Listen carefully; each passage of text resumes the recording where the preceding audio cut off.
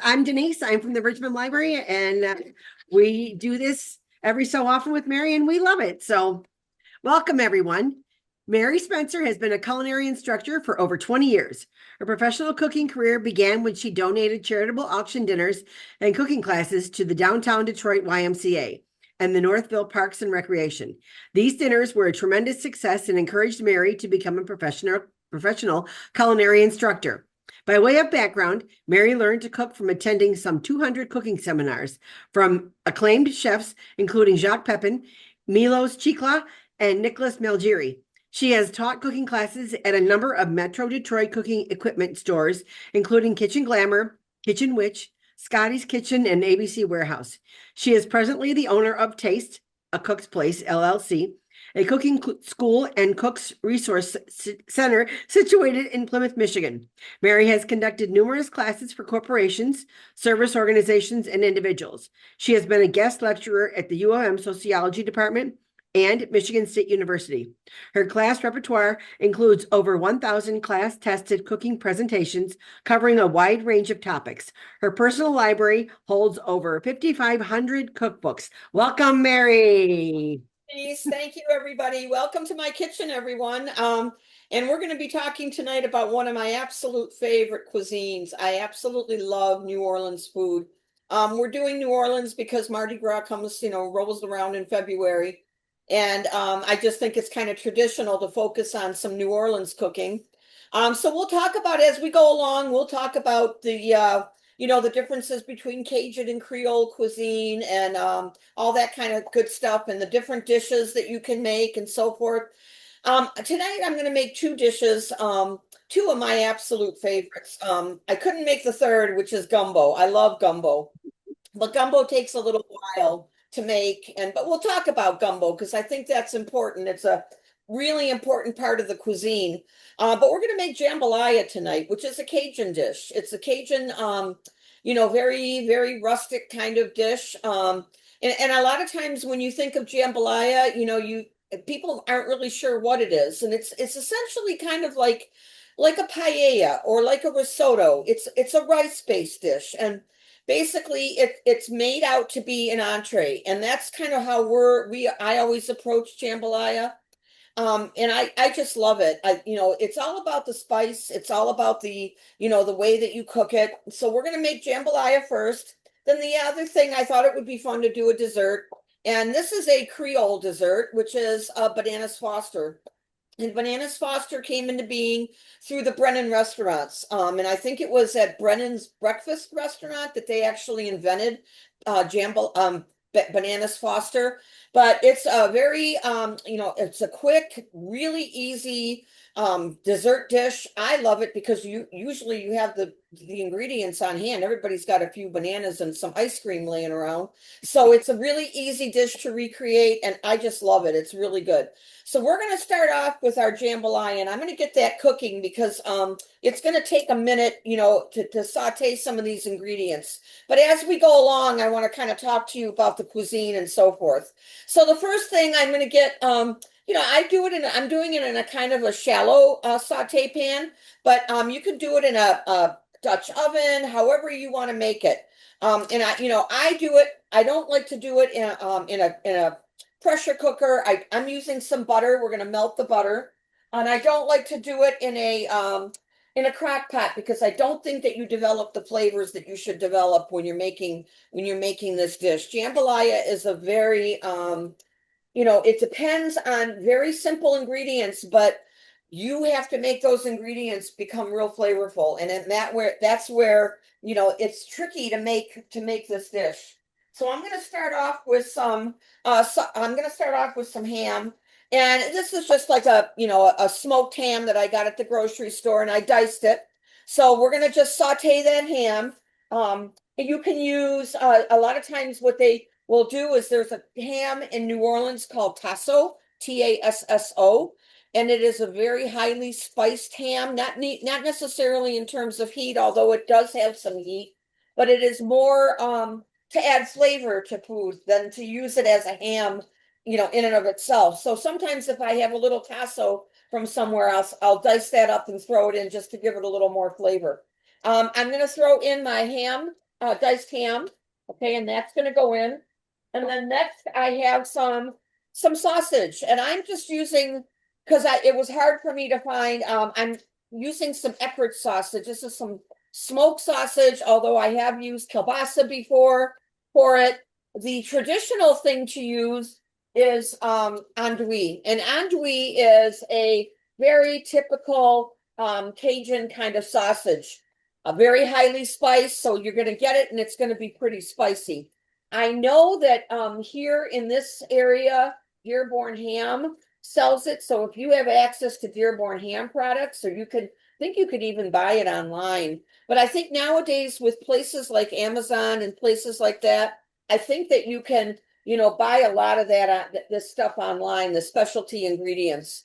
So it's not so out of reach. So I'm going to saute the meat products until they start to kind of become brown. You can make jambalaya with just about anything. It's kind of a, poor man's dish that you kind of throw things in there and then it comes out really delicious at the end. You can make it with chicken. You can make it with pork.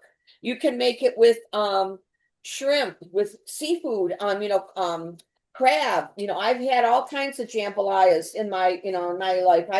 I've gone to New Orleans many times, and I every time I go, it's all about the food. So that's what I love about New Orleans food and cooking. It's just about the food for me. And when I go back there, I always try to try something that I've never had before, which is hard because I love to cook a lot of it too. So, it really is a good thing. So I am going to keep sauteing this until it develops a little bit of color. In cooking a New Orleans dish such as jambalaya or gumbo, you want to make sure that you get a good saute on whatever it is that you're cooking.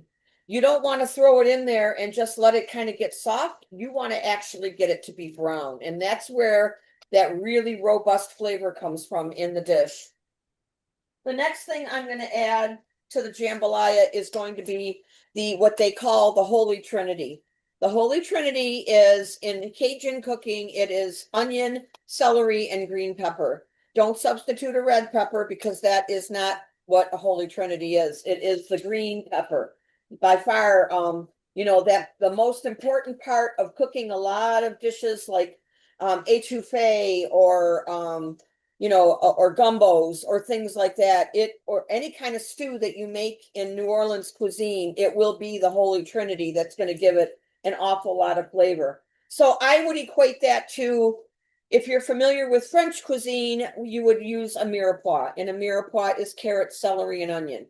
And it is a base flavor that you would add to a soup or to a stew to kind of make that, to give it a little bit more flavor as it cooks. Okay, so that's where that Holy Trinity comes into play. But I'm going to go ahead and just keep stirring this meat. I want this, and it's starting to get that kind of brown. I don't know if you can see that, but I'm getting that little bit of brown on the sausage, which is perfect. It's exactly what I want. I have my pan on high heat. It's on as high as it'll go because I want this to brown really, really well. Okay. So in just about a second, I will add my Holy Trinity. And then we will cook that until that gets kind of tender and way past it being even oh, what is the word? I'm sorry, I can't even think of the word. It'd be kind of like not stewed, but and not steamed, but kind of like, when it loses all that moisture and it becomes brown and it becomes really, really delicious. So at this point now, I'm getting that beautiful browning on all my sausage, and that's what I want to happen. Okay, perfect. I'm going to add my Holy Trinity to this. Onions, peppers, and green peppers, and celery. Okay, so I'm going to stir that in, and that's going to go into my dish. So what is the difference between Creole and Cajun food? Creole cuisine is a refined cuisine. It comes from the people of New Orleans, okay? And a lot of the influence that Creole has is from the French, the Spanish, the African, the Italians, the Germans. and Caribbean influences in New Orleans culture. Okay. In I don't remember what the date was, but there was and I should have written that down, guys, but the difference between Creole and Cajun culture, Cajun is much more, it's kind of like taking city versus country, okay? And city would be Creole, country would be Cajun. Country would be kind of your, Southern cooking as opposed to like Manhattan cuisine or, like really high-end restaurant cuisine. And that would be the difference between the two of them. Creole, Cajun, I'm sorry, is basically the people from, and this is going to sound kind of like way off base, but it's the people who came from Nova Scotia in Canada, and it was the Acadians. And the word Cajun actually comes from the Acadian people, and the Acadian people were banished out of Nova Scotia way back. I don't remember exactly what the date was. I'm assuming it was like 1800s, maybe before that even.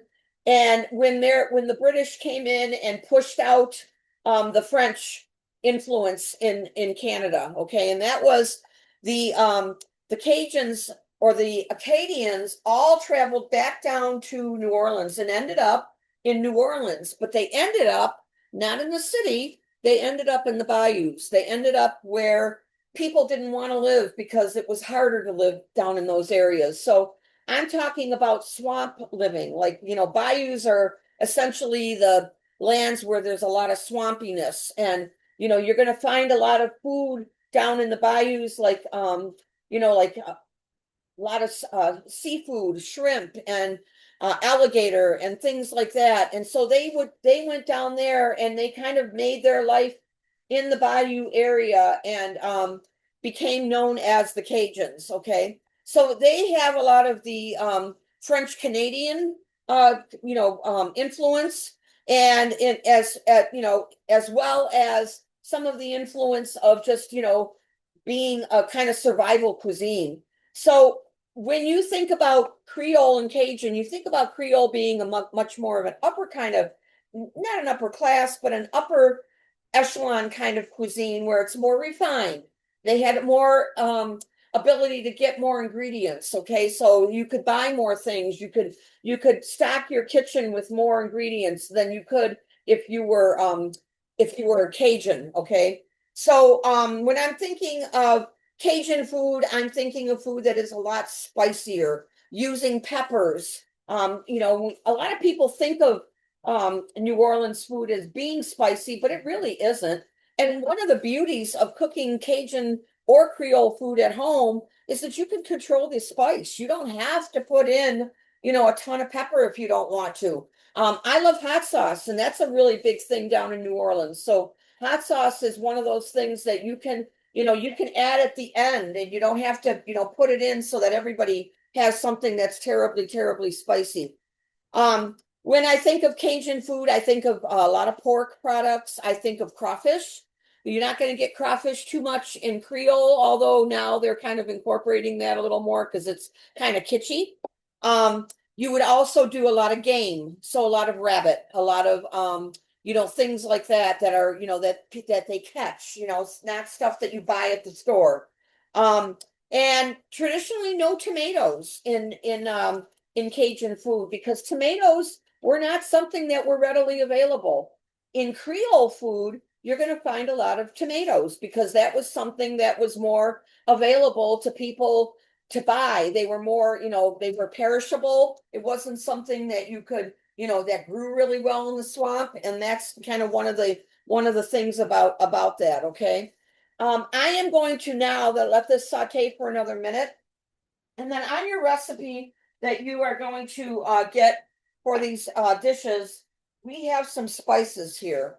And the spices that I'm going to add, now you can forego doing individual spices when you're cooking Cajun or Creole at home because there are spice blends in the grocery stores that you can buy that are just readily available. There is Tony Cachere, and I can never remember how to pronounce the name, but it's Chere. That company does a lot of Creole and Cajun kind of seasoning blends. So you could just use that when you're cooking, when you're cooking this, this kind of food. But I kind of like to blend it myself, and I like to use my own spices sometimes. So here, and when you're cooking Cajun, like I said, you're going to use a variety of peppers. I have some black pepper. I have a little bit of cayenne pepper. I have a little bit of white pepper because they all have their own taste. Cayenne is by far going to be the most spicy of all of them. But, I don't add an awful lot because I don't like things terribly spicy, but a little bit of heat is good, especially when you're cooking this cuisine, okay? So I am going to, the word I was looking for earlier was sweat. I'm trying to sweat these vegetables down, but also to really, really brown them and give them a lot of flavor. So I have my peppers in here, my 3 different peppers. I have some dry mustard. I have some, let's see, some ground cumin, and I have some thyme. I have some bay leaves. Okay, bay leaves are going to go in here. Bay leaves are very popular or very common in using in Cajun or Creole cuisine. They kind of lend an earthiness. And I have a little bit of salt in here. So one other ingredient that I have, one spice that I have in here that you may not be familiar with, and we'll talk about it in 1 second, is gumbo filet. And gumbo filet is, I'm going to add it because I have it. But I'm going to add all of my spices to this at this point, okay? And we're going to saute all of those spices.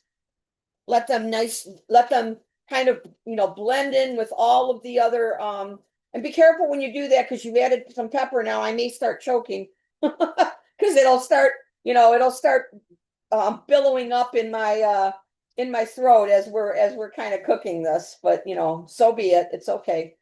So I've got all of my ingredients in there. We're going to add a little bit of minced garlic. Garlic is really important in Cajun cooking.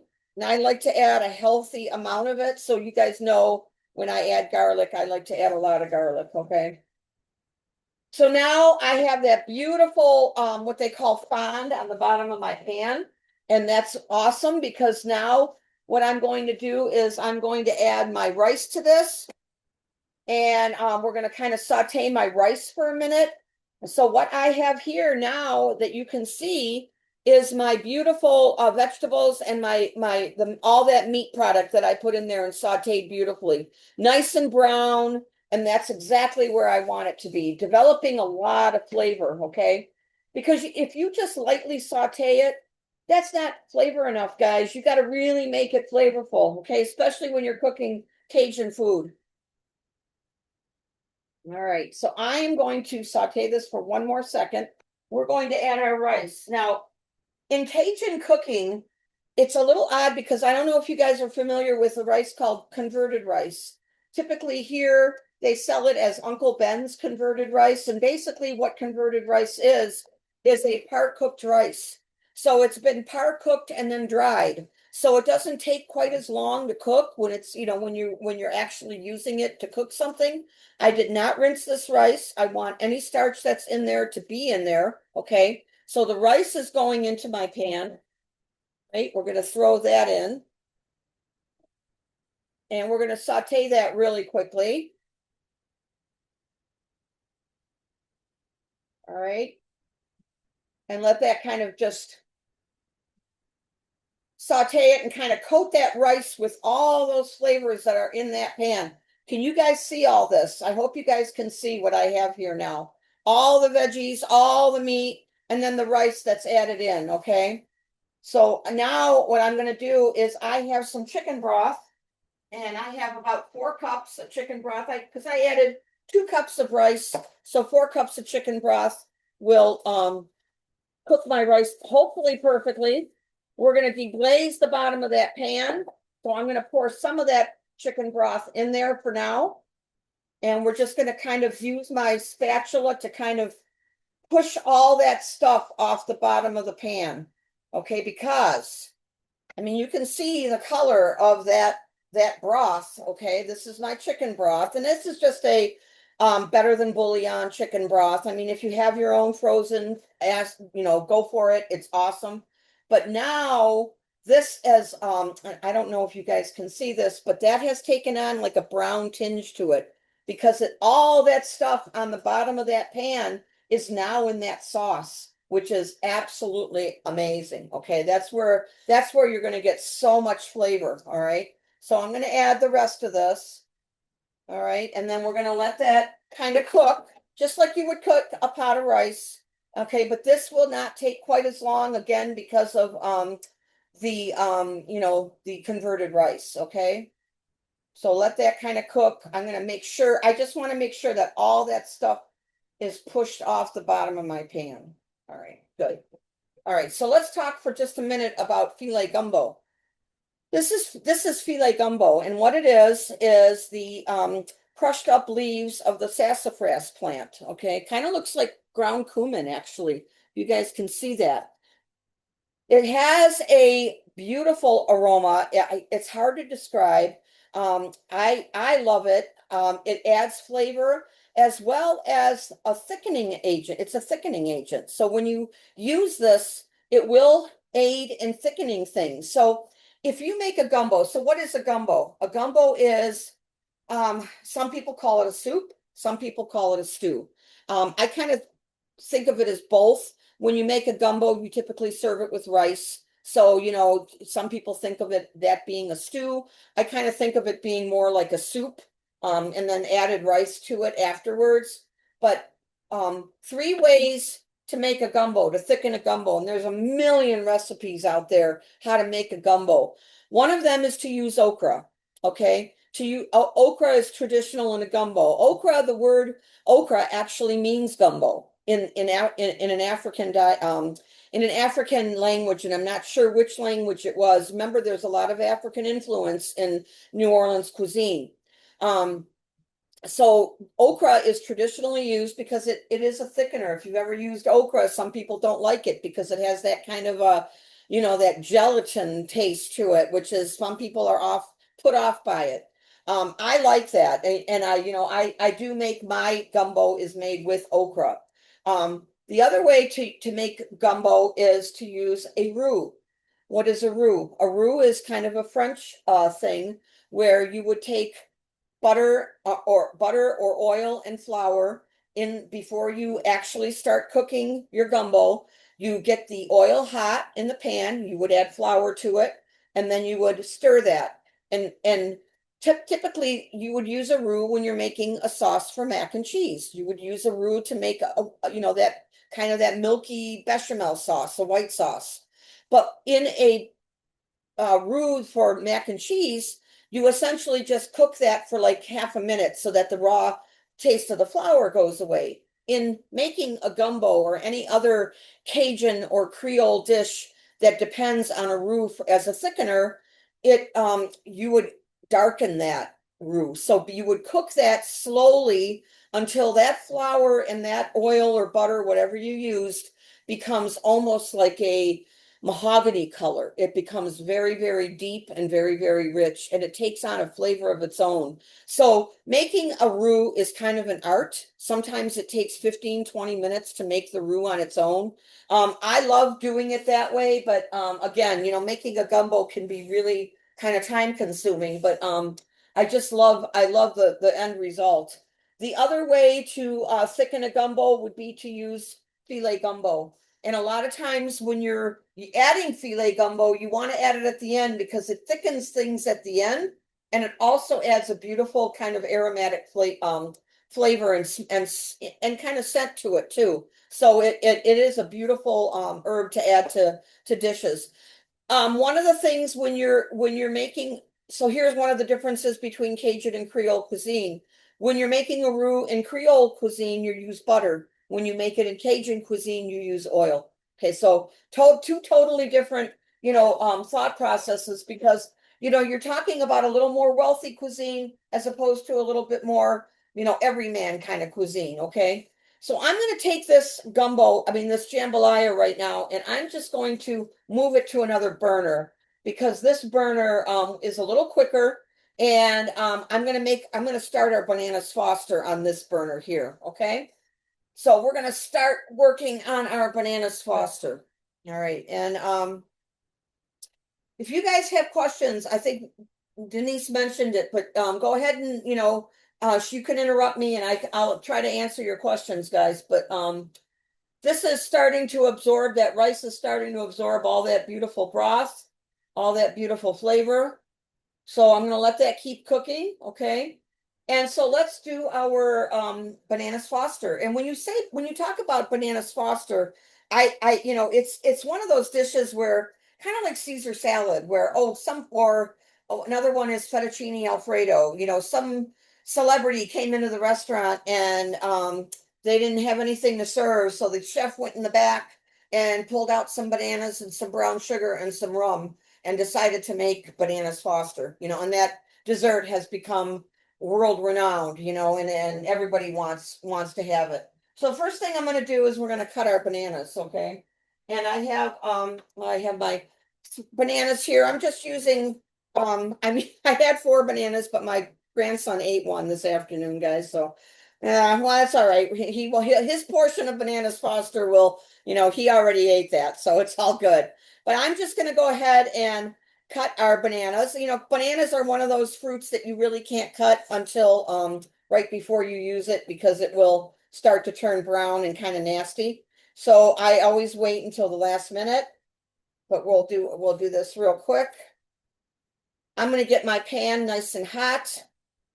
So I have a nice saute pan here, and we're going to get that nice and hot. All right. And now you can decide on your own when you're making bananas Foster, do you want to do it with alcohol or without alcohol? And I have done it both ways. And I don't mind the alcohol in it, but if you're serving it to somebody who minds the alcohol, then, by all means be careful with it because you may not want to, have them consuming it. And honestly, to me, I can eat it both ways because I just love it. So, you don't have, I'm just making sure my jambalaya is not sticking to the bottom of my pan. Okay, so I've got my bananas here. Take all those little stringy things off. Okay, so we're going to cut that up. All right, get rid of the peel. So first thing I'm going to do is we are going to use some butter. When I say we're going to use some butter, I'm using an entire stick of butter. So yeah, guys, this is not a low-cal dessert, okay? This is by no means is it a low-calorie dessert. And now I have done bananas Foster, just as a dessert, just like this. I have done bananas Foster bread pudding, where I would make a very basic bread pudding, and then we would, in place of any other flavoring, I would add my bananas Foster. I make the bananas Foster mixture, and then I would just make that and add it to the bread pudding. We could do a oh my gosh, there's so many options. Banana, you could do a trifle, a bananas Foster trifle for the holidays. There's so many different ways that you can enjoy bananas Foster. It's kind of ridiculous, right? I'm going to make sure that my jambalaya is cooking. It's cooking up beautifully, guys. It's just got about a half more way to go here. All right. So our rice is being absorbed. Our stock is being absorbed by the rice. We're looking really good. All right. Now I'm going to let that butter melt, kind of start to brown just a bit. And what we're going to do is we're going to add some brown sugar to this. We're going to let that first melt. I don't know if you guys can see the inside of the pan or not. You can. Awesome. Good. I think I finally figured that out, guys. So we're going to let that melt. I'm going to add my brown sugar and my cinnamon. A little bit of, so you don't have to put cinnamon in. I like the flavor of it. So, do what you do. You're cooking for yourself at home. Do what you like, right? So I've got my brown sugar and my cinnamon. All right, and I am going to just stir this. And what I'm trying to do here is I'm trying to allow this brown sugar to kind of melt. Okay, and brown sugar is funny because sometimes it doesn't want to look like it's really melting, but it kind of, you just kind of have to take it a little bit at a time and don't rush it. It'll eventually melt. Don't try to get this on really high heat because it will burn before it melts. Okay, so we're just going to let that go at this point. And the next thing I have here is some rum, because I am going to put a little bit of rum in it. Not a lot, but I'm going to put a little bit of rum. Traditionally, it would be rum. Sometimes when you do bananas Foster, you'll see recipes where they add, and I've seen a lot of recipes where they actually add that 99 bananas, which is a really high alcohol drink. I really don't think you need that. I think that what you're doing here with the rum is absolutely fine. So you don't have to go crazy and add too much alcohol to it, unless you like it like that. I'm not going to argue with you guys. It is what it is. I get it. Food is what you like. It's what you make of it. Okay. I am going to stir this jambalaya. My bananas Foster is melting away beautifully. Before I add my rum, we're going to add our bananas to the pan. I'm going to grab a spoon and test that rice. Now, how do you know the jambalaya is done? If you test the rice, and it should be soft. It's not yet. It still has a little bit of a bite to it, which very understandable. Oh, but the seasonings are so good. Oh my gosh.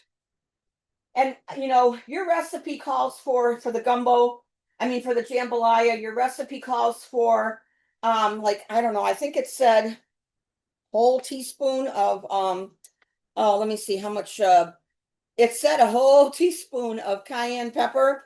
You're not a spicy person. Don't add a whole teaspoon. I think I added like maybe just shy of a quarter teaspoon. So just be really careful with it. You know what I mean? You don't want to overdo it on the heat if you're not a heat person.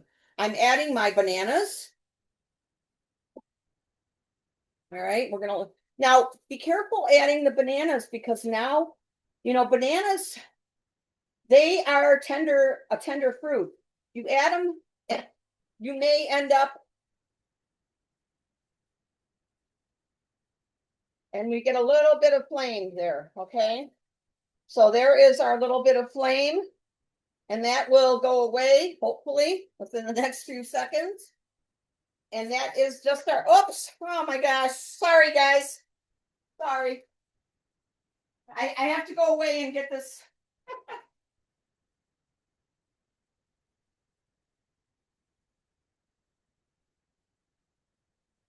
Oh my God. Well, we know that works. Ah, sorry, everybody. Then that was not. And maybe if I do have the hold on one more second, everybody.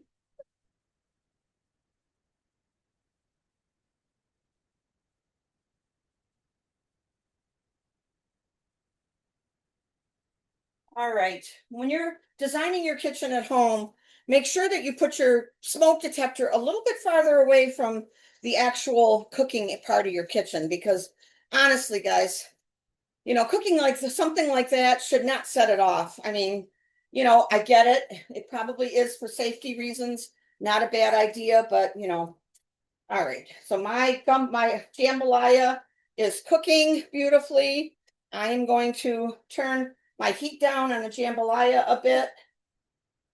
So sorry about that. Did not anticipate that going off. It's okay though. Let me test this rice on the jambalaya. Mary, we didn't even hear the alarm. Oh, really? Yeah, we Gosh, didn't hear it. it was blaring like crazy. It went off twice. I'm sorry. Yeah, no, I did. Oh my God. And actually, I'm going to add just a little bit more liquid to my rice.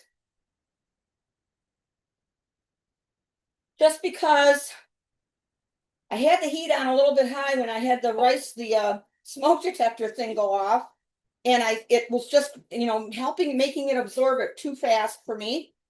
So I'm just going to add a little bit more liquid. And that will kind of help to bring that back. Okay, so now I've got my beautiful bananas Foster. Cooking with alcohol, guys, when you're going to flame something, use safety first, okay? You notice that I poured the alcohol into something separate, okay? And that is because sometimes, and I'm not saying it happens all the time, but I have heard some horror stories that that if you're not careful, sometimes that if you pour it straight from the bottle, that the flame could catch it and go right into the bottle. So we don't want any mishaps. We want you to enjoy your food, not, end up in the hospital. Okay. So I always pour it like that. The other thing is always have something to put it out with, like a lid or something to that effect, because I did not pour that much in there. So I knew that that was not going to be a tremendous issue, but be real careful with that. I did a party one time. I went to somebody's house for a party, and I did not, they were making. Hold on one second, guys. I'm going to do a little bit more liquid. They were making a dessert, or no, it was a main course with alcohol, with brandy, and they were going to flame the brandy. They were afraid to do it, and they knew that I knew how to cook a little bit, so they asked me to do it. So they handed me the pan, and the woman took the match and lit the brandy, and I'm standing there in the middle of the kitchen with this big, and it was a big pan with flaming, and and I'm looking at it and going, now what do I do, right? And I thought, okay, I wanted to put it down, but I wasn't even near the stove. She just kind of handed it to me. So I had a friend of mine was there, and he actually had a lid, and he put the lid on it. Thank goodness, because it put out the flame. If you put too much alcohol in there, it will flame and flame and flame, and you're going to be standing there with this uncontrollable flame. And you want to be careful with that kind of stuff, guys. That is really good. My jambalaya is doing beautifully. I'm going to let it continue to cook for a minute. We will plate we'll plate our bananas Foster. I'm going to leave you for 1 second. Get some ice cream. Okay, traditionally this would be served with ice cream of some sort. And I just opt for vanilla, my favorite. Okay. So we're going to they changed the design of the lids. Okay, no, I got it. I did it the old-fashioned way. I am just going to take some of the vanilla ice cream. It's like this. But you see how easy this dish is. The Brennan family is it's so cold. Brennan family is an old, well, they're not old, but it's an old restaurant family in New Orleans. They do Dickie Brennan, and the sister, and I forgot her name, but she ran a lot of the restaurants. And one of the two of the restaurants that I've been to, one of them is their breakfast place, which is phenomenal. If you ever get a chance to go there, try their breakfast restaurant. It's in the French Quarter. It is amazing. And this is where you would get bananas Foster. That's a real, famous dish there for brunch. And then the other restaurant that they have there is Commander's Palace, but that's in the Garden District. So it's in a little bit of a different area, but it is probably one of my favorite restaurants that I've ever been to in my whole life. So good, guys. Really, really tasty. So I'm going to put some of this, and make sure you get some of that sauce, that butter sauce, because that is so important. All right. So there is my bananas Foster. All right. So good. All right. And then I'm going to take a look at this jambalaya, which should be almost done at this point. All right.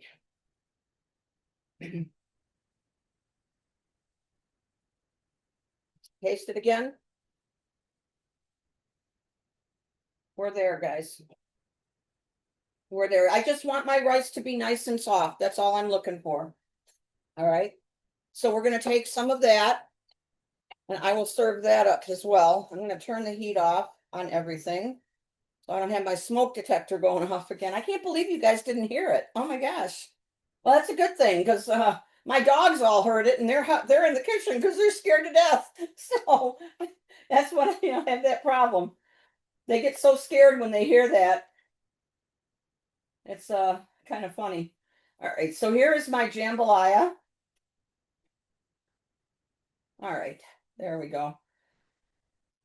There are so many dishes and so much food from New Orleans. It's really, really, that is my jambalaya, guys. So good. And I tasted it when I tasted it, the rice, and I don't need to adjust the seasoning whatsoever. So for the amount that I made, the amount of salt was perfect. The amount of pepper, I did cut way down on the pepper on, all three peppers, but I still put three in there.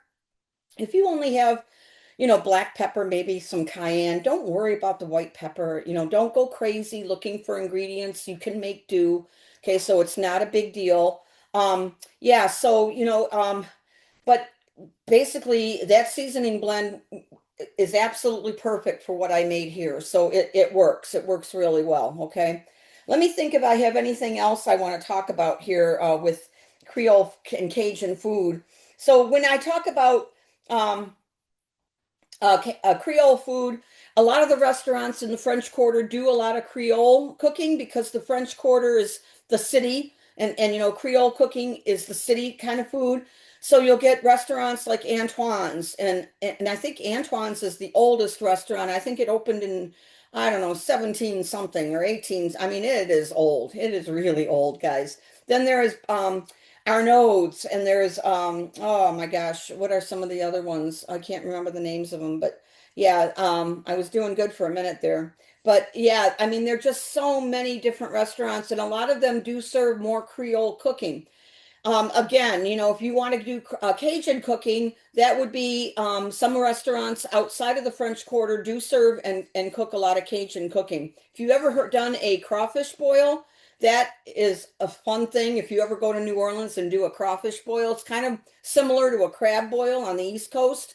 But they serve the little crawfish and they're just absolutely delicious. They're like little lobsters. They're so good. They're intimidating, but they're really, really good. They have a lot of flavor and you can make a lot of things with them. And you can buy those things here too, guys. It's not like you can't buy some of these ingredients. I can get crawfish I don't know, there's a market near me, Holiday Market. They do sell crawfish. You can order them online. They come frozen, so it's not like you got little crawfish, running around and such. It's not like that. But it really, really good foods. That's all I really can say. I don't know what else to say. We were, Denise and I were talking, and king cake is a very, very popular thing to serve at Mardi Gras. It's a kind of like a coffee cake. And in the middle, they put or somewhere in the cake, they put a little plastic doll. And that's kind of like, I think it represent, don't mark my word, but I think it represents baby Jesus. And whoever finds that, whoever, so you got to be careful when you're eating a king cake because you can chomp down on this plastic little guy and you don't want to do that. But whoever gets that little figure actually is supposed to have really good luck the rest of the year. So that's the tradition with king cake. But yeah, it's some absolutely amazing food. I don't want to, finish up without mentioning things like hot sauce. Tabasco hot sauce is from New Orleans. It is actually produced on an island just outside New Orleans called Avery Island. It's on a salt dome. So underneath where they produce it is just lots of different, lots of salt. And they use that salt in the manufacture of Tabasco sauce. And Tabasco peppers are little peppers about this big.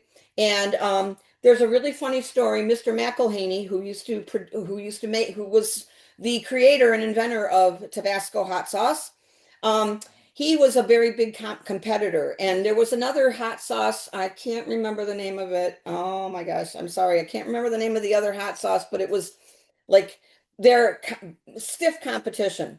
So Mr. McElhaney would go to all the restaurants and there would always be Tabasco and the other hot sauce sitting on the tables. He would slyly slip in there and he would screw the cap on the his competition really tight so people couldn't get it off and they would just use the Tabasco. So, I always thought that was kind of funny. It was like, boy, oh boy, he had that figured out. But yeah, so it's just it is an area and a culture full of color and full of flavor, and it's just an amazing cuisine. So I hope you try these two dishes. Is there any questions first? Are there any questions, anybody? Kathy asks for you to repeat your favorite restaurant there. Oh, my absolute favorite restaurant in New Orleans is Commander's Palace. If you go, it's in the Garden District, which is kind of where, if you ever heard of the streetcars in New Orleans, you take a streetcar out to the Garden District, and it's right across the street from one of those really old cemeteries that are like a tourist attraction. But it is a big blue building, and it is absolutely gorgeous inside. And it's a restaurant where a lot of really famous chefs got their start. Emerald got his start there. And I know a lot of people think of him as being kind of, showy and weird and that kind of stuff. But I'll be honest with you, I've eaten at his restaurant, and anytime I need a recipe, like if I need a recipe, it doesn't have to be a New Orleans recipe, but something that is like a classic recipe, maybe, oh, I don't know, for beef Wellington. I will look up his recipe because his recipes always work. So that's just a little tip. If you're looking for a recipe for something, you go to Emerald, and his recipes are spot on. But he's got his start at Commander's Palace by the Brennan family. And a lot of other really wonderful chefs, did the same. And then, Emerald now has a multi-million-dollar empire, and we all know that, right? But his son actually just won a Michelin star for his restaurant, which is a really big thing to do. So, he's following in that kind of tradition. It's a big restaurant town. It's a big, big family town. Families start these places and they carry it on, and it lasts forever, hundreds of years. So it's pretty cool. People are asking about the recipes, and the recipes are on our website, and they're also on the Facebook post. But if you go to the Bridgman Public Library website, the recipes are up there. Awesome. And we are looking to have Mary in August. We're going to have some kind of tell them what we're going to do. We're going to do potluck, barbecue potluck. So a couple recipes that you can make and take, to a potluck without worrying about them being refrigerated, full of flavor, goes with any barbecue, any, pork, shrimp, whatever you want to do on the barbecue. These dishes will really work. Yep. So keep watching our website, and you can tune in again next time. But if nobody else has any other questions, what do you think? No, I'm good. Now, I'm gonna end with a real popular phrase in New Orleans: "Laissez les bon temps rouler," meaning let the good times roll. And Okay. that's a French little saying, but it's like, what more can you say, right? I mean, let the good times roll. Everybody have fun and enjoy the food. So that's kind Yeah. of, yeah. Sounds like, wow. I would love to have some of that in front of you there. Wow. I know. I'm salivating, waiting for Yes. you to eat it. I know it's all good. Thank Well, you. thanks everyone for joining us today. Look for us next time. Thank you. Thank you, Bye. Thanks, everybody. Mary. Bye-bye. Thanks. Bye-bye.